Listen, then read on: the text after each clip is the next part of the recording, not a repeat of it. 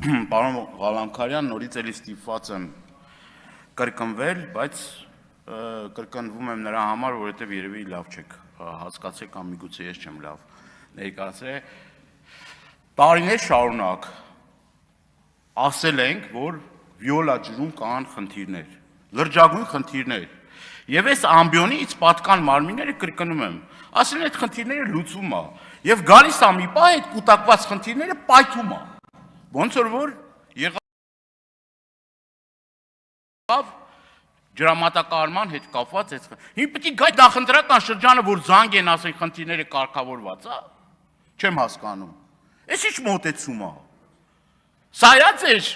կառավարման տրամաբանությունը։ Թե ավելի ճիշտ կլներ, որ այն ժամանակ այս խնդիրները, որ բարձրաձայնում ենք,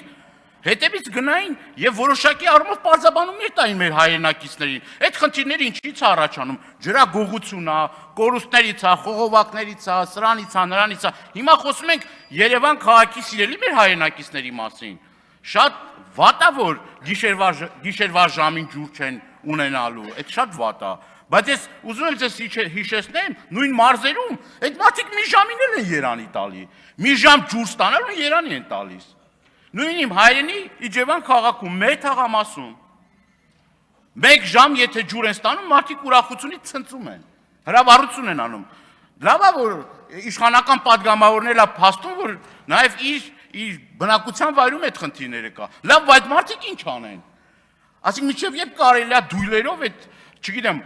բան անեն, լցնեն, որ ինչ որ մի կերպ կարողանա, սա կենսական նշանակության հարց է։ Նաև ուզում եմ այս ամբիոնից օգտվելով առիթից նաև հարյուրավոր մեր տեսվարողների նամակները, որ ուղղել են ինձ, իրենց տնտեսության վերաբերյալ։ Այդ տնտեսություններն էլ է տուժելու, ոչ միայն մեր հասարակ քաղաքացին, որը որ օգտագործում է, նաև տնտեսվարողները լրջագույն խնդրի առջև են կանգնում։